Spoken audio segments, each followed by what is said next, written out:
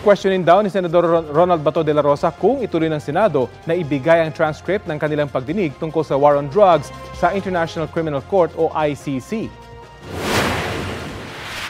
Giving in to their request is tantamount to recognizing their jurisdiction over us. Kung mag-submit siya, I will try to question him. Why are you submitting to ICC when in fact we do not recognize the jurisdiction of ICC? Sagot ito ni De La Rosa sa pahayag ni Senate President Chis Escudero nitong Lunes na hindi mag-aatubili ang Senado na mag-certify ng kopya ng transcript basta't may dahilan.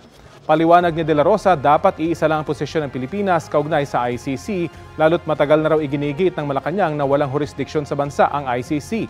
Katumbas daw ng pagbibigay ng Senado ng transcript ang pagkilala sa ICC. Tumanggi namang magbigay ng pahayag tungkol dito si Escudero.